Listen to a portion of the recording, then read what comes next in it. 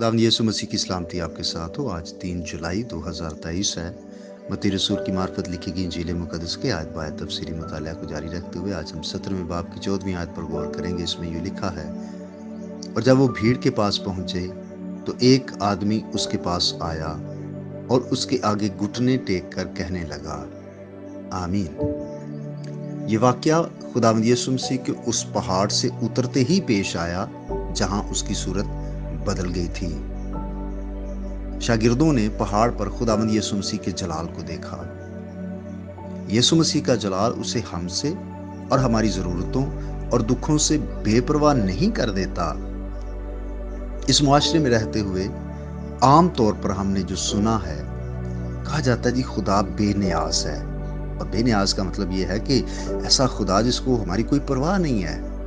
लेकिन किताब मुक़द्दस बाइबल हमें यह सिखाती है कि जलाली यीशु आज भी हमसे, हमारी मुश्किलात, हमारी ज़रूरियात और हमारे दुखों से वाकिफ है और वो उनकी परवाह भी करता है, वो फिक्र भी करता है।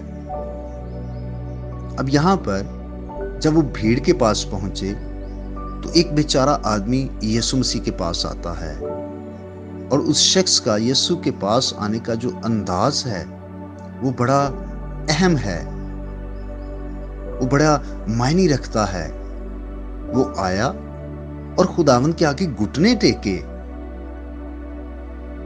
दुख और मुसीबत का एहसास इंसान को घुटने टेकने पर मजबूर कर देता है और वो घुटने टेक कर खुदावंद से बात करने लगा। आज कलीसियाओं में, खानदानों में और हमारी इनफरादी जिंदगी में खुदावंद के हुजूर संजीदगी ये खत्म हो गई है। आज कलीसियाओं में एंटरटेनमेंट को ज्यादा पसंद किया जाता है, गैर संजीदा एक्टिविटीज को ज्यादा पसंद किया जाता है, बनिस्बत के ज्यादा संजीदा होकर बा मकसद दुआएं की जाएं। आज लोग वहां पर जाना ज्यादा पसंद करते हैं जहां पर गैर संजीदा एक्टिविटीज होती हैं, गैर संजीदा और बेमकसद दुआएं की जाती हैं।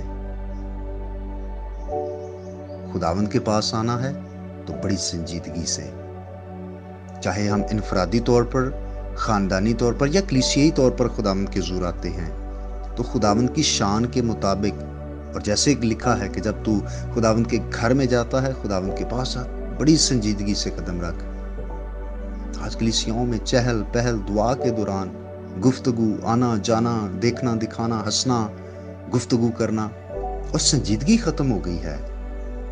याद रखिए, जब हमें खुदावंद के पास आना है संजीदगी से, खुदावंद के आगे घुटने टेकने हैं, अपनी मुश्किलात, अपने दुख, अपनी परेशानियां खुदावंद को बतानी हैं। और वो खुदावंद हमेशा हमारी फिक्र करता है, हमें अपना बोझ उस पर डालना है। लेकिन जरूर है कि ईमान के साथ, भरोसे के साथ, संजीदगी के साथ और खुदावंद की शान के मुताबिक हम उसके पास आएं। खुदा आपको बरकत दे। आइए हम दुआ करें।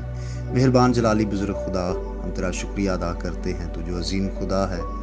अब आप हम अपनी ज़िंदगी में हर रोज़ नए चैलेंजेस का सामना करते हैं, तरह तरह के दुख, तकलीफ़ें और मुसीबतों का खुदावंद हमें सामना रहता है। हर रोज़ खुदावंद तू हमारी मदद फरमा, हमें अपनी पाक पनाह और अपनी सलामती में रखना। मेरी दुआ है जितने भाई बहनें इस पैगाम को सुने, खुदावंद उनको बरकत दे। और ख़ास तौर पर है खुदा बाप जो बीमार हैं, मैं उनकी सेहत याबी के लिए दुआ करता हूँ। जो दुख, तकलीफ़ और गम की हालत में है, खुदावंद उनकी भी मदद फरमा और तेरा ही पाक आसमान तेरे लोगों के लिए खुला रहे। आज का दिन हम तेरी फर्मा बरदारी में बसर करें और सारी बातों में तेरी तमजीद हो, यीशु मसीह के नाम से, आमीन। मेरा नाम पास्टर बिशारत है और ये पैगाम आपको इवेंजेलिकल चर्च अटक की तरफ से भेजा गया। अब तक हमारा चैनल सब्सक्राइब नहीं किया तो अभी सब्सक्राइब करें और बेल आइकॉन को क्लिक करके हमारी लेटेस्ट वीडियोस के बारे में अपडेट जानें।